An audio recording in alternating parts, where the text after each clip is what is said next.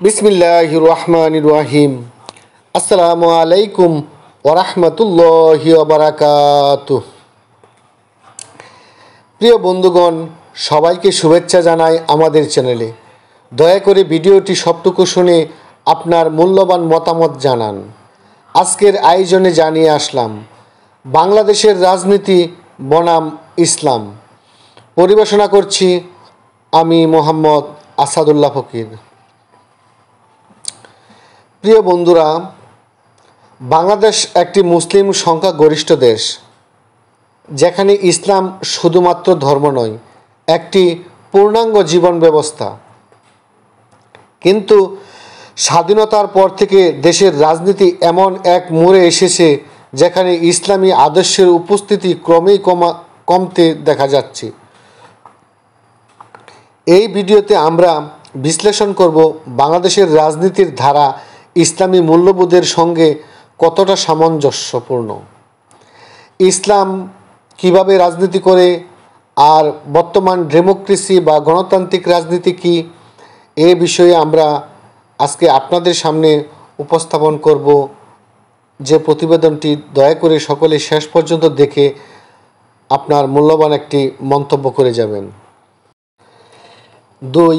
ইসলামী রাষ্ট্র দর্শন বনাম বর্তমান শাসন ব্যবস্থা।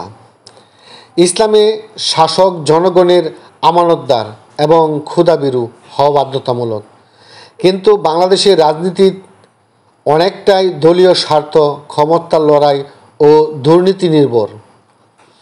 ইসলাম চাই ইনসাফ, অথচ বাস্তবে দেখা যায় পক্ষপাতদুষ্ট বিচার, রাজনৈতিক প্রতিহিংসা ও অবিচারের চর্চা।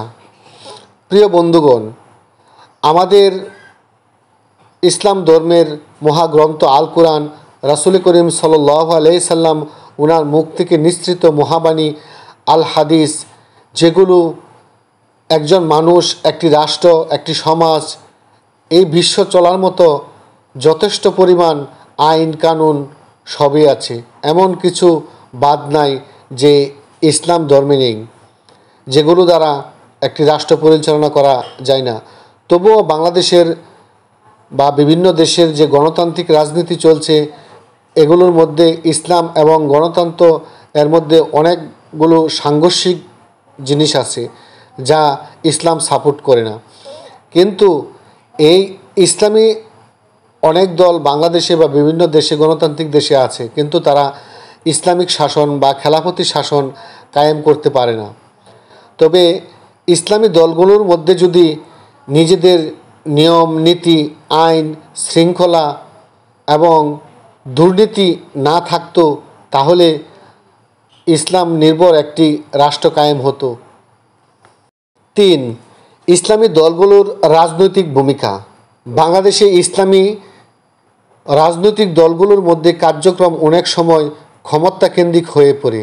ধর্মকে ব্যবহার করা হয় সমর্থন আদায়ের হাতিয়ার হিসাবে, কিন্তু ইসলামী শাসন ব্যবস্থা বাস্তবায়নের কার্যকর উদ্যোগ দেখা যায় না।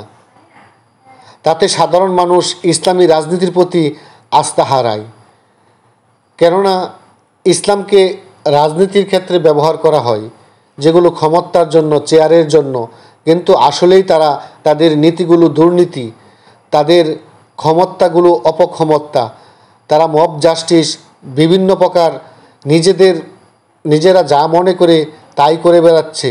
আসলেই তারা মূলত ইসলামের অনুসারী হয়েও ইসলামপন্থী রাজনীতি করতে চাচ্ছে না। 4. ধর্মীয় শিক্ষার প্রতি অবহেলা। বাংলাদেশের মূল ধারার শিক্ষা ব্যবস্থায় ইসলামী আদর্শ ও আকিদা গভীরভাবে স্থান পায় না। ইসলামের দৃষ্টিভঙ্গি অনুযায়ী নেতৃত্ব গঠনে নৈতিক শিক্ষা অপরিহার্য, কিন্তু বর্তমানে তা নেই বললে চলে। ফলে রাজনীতি থেকে ইসলাম দিন দিন দূরে সরে যাচ্ছে। 5. নির্বাচন ও ক্ষমতা অর্জনের পদ্ধতি। ইসলামী শুরা বা পরামর্শ ভিত্তিক নেতৃত্ব ও যোগ্যতার ভিত্তিতে শাসন ব্যবস্থা প্রতিষ্ঠার কথা বলা হয়েছে, কিন্তু বাংলাদেশের নির্বাচন প্রক্রিয়া ভোট কেনাবেচা, কারচুপি, সহিংসতা আর দলীয় নিয়ন্ত্রণ বড় বাধা হয়ে দাঁড়িয়েছে। এটি ইসলামের মূলনীতির পরিপন্থী। দুর্নীতি ও স্বজনপ্রীতি। ইসলামে দুর্নীতি হারাম এবং একজন শাসক যদি তা করে তবে সে জুলুমের দায়ে অপরাধী হয়। কিন্তু বাংলাদেশের রাজনীতিতে দুর্নীতি যেন নিয়মানুবর্তিতা, ঘুষ, আত্মীয়প্রীতি, ক্ষমতার অপব্যবহার দিন দিন সাধারণ বিষয় হয়ে গেছে। কারণ আমরা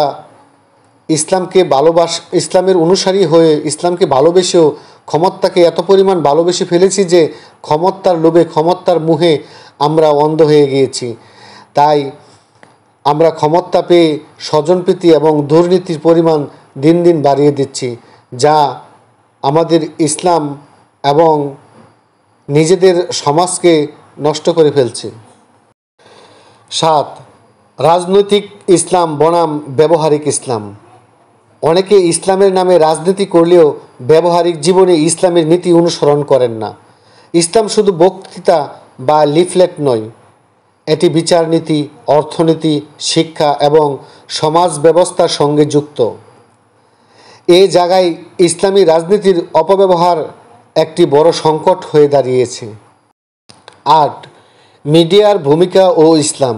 বাংলাদেশের অনেক মিডিয়া ইসলাম ও ইসলামী নেতাদের নেতিবাচকভাবে তুলে ধরে, কিন্তু রাজনৈতিক দুর্নীতির খবর যথাযথভাবে প্রচার করে না। মিডিয়া হয়ে উঠছে পক্ষপাতদুষ্ট, যা জনগণের চিন্তা ও বিশ্বাসে বিভ্রান্তি সৃষ্টি করছে। বর্তমানে মিডিয়াগুলো যেভাবে যে ক্ষমতায় আছে সে সরকার বা সে দলেরই নিয়ন্ত্রণে চলছে, কিন্তু তারা সত্যিকার অর্থে সাধারণ মানুষের বা দেশের বা ধর্মের কথা তুলে ধরছে না। তারা শুধু সরকারের চাটুকারিতাতেই ব্যস্ত। 9. ইসলাম ও ভবিষ্যৎ রাজনীতি।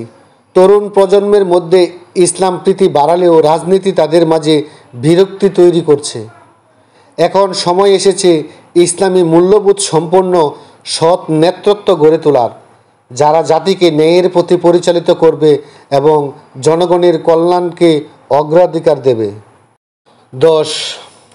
বাংলাদেশের রাজনীতিকে ইসলামের ন্যায়ের, শান্তির ও ক্ষুধাবিরতার আদর্শে ফিরিয়ে আনা জরুরি। রাজনীতি ও ইসলাম একে অপরের প্রতিদ্বন্দ্বী নয়, বরং ইসলামী প্রকৃত রাজনীতির পথ প্রদর্শক। আমাদের প্রয়োজন এমন এক পরিবর্তন যা দল নয়, আদর্শকে কেন্দ্র করে গড়ে উঠবে।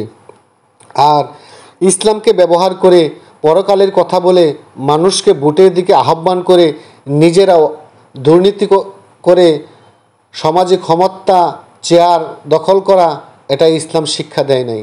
ইসলাম শিক্ষা দেয় সহানুভূতি, ভালোবাসা, একতা, শান্তি। প্রিয় বন্ধুরা, সকলে ভালো থাকুন, সুস্থ থাকুন। আগামীতে যে ভিডিও নিয়ে আসব সেটার শিরোনাম হচ্ছে গণতন্ত্র বনাম খেলাফত।